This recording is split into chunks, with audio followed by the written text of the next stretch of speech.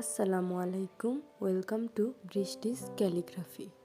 আজকে আমরা একটা সাদা হিজাবে রোজ পেইন্টিং করব। প্রথমে আমরা সাদা বেস কালারটা করে নিব। বেস কালার করে নিলে পরবর্তী রঙগুলো অনেক সুন্দরভাবে ফুটে ওঠে। বেস কালার করার পরে আমরা ফুলের পাপড়িগুলো কালার করব, তাই এখানে ক্রিমসন এবং হোয়াইট কালার নিয়ে নিচ্ছি। হোয়াইট এবং অল্প একটু ক্রিমসন কালার দিয়ে একটা পিঙ্ক কালার করে নিব।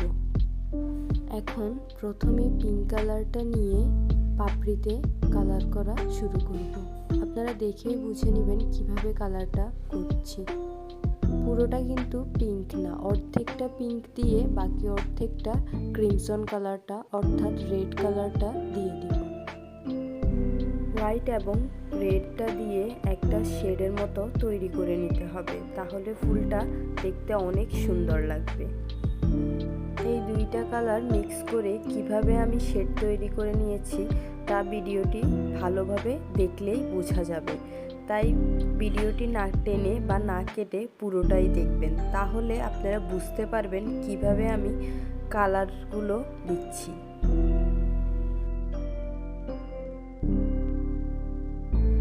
আমার ভিডিওটি যদি ভালো লেগে থাকে তাহলে অবশ্যই সাবস্ক্রাইব করবেন এবং কমেন্টস করে আমাকে জানাবেন আপনাদের কেমন লাগলো, তাহলে আমি আরও নতুন নতুন ভিডিও দেওয়ার জন্য অনুপ্রাণিত হব।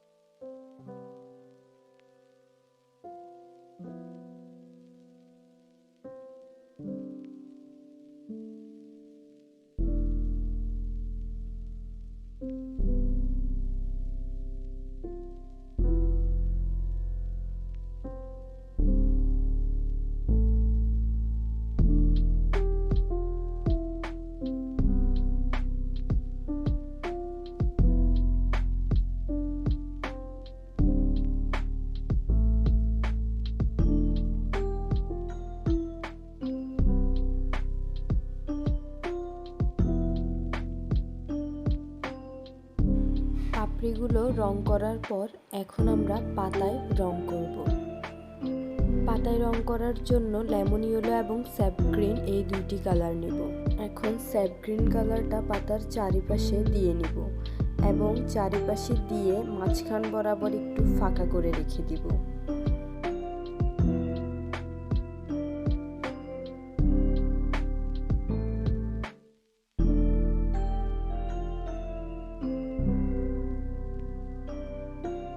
এখন ইয়েলোটার সাথে সামান্য পরিমাণে স্যাপ গ্রিন মিশিয়ে পাতার ওই সাদা অংশটাই ভরাট করে নিব।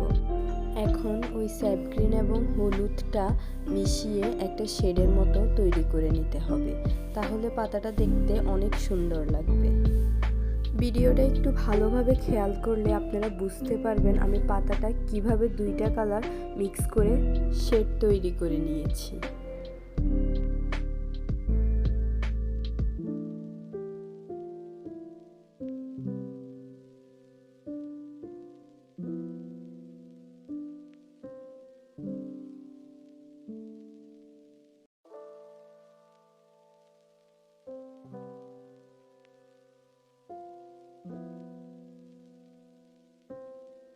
এখন স্যাপ গ্রিনটা নিয়ে ফুলের নিচে ছোট ছোট পাতাগুলো এঁকে নিব।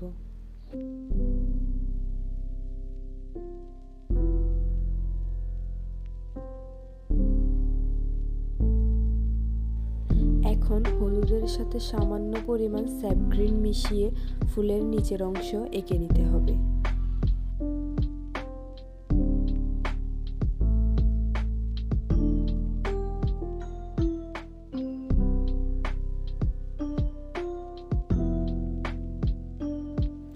পাতায় আরেকটু ডিটেলস দেওয়ার জন্য কালো রং নিয়ে নিতে হবে। কালো রং দিয়ে এখন পাতায় আমি আরও একটু ডিটেলস এঁকে নেব। ভিডিওটি দেখলে আপনারা বুঝতে পারবেন কিভাবে আমি কালো রং দিয়ে পাতায় ডিটেলস দিয়ে দিচ্ছি।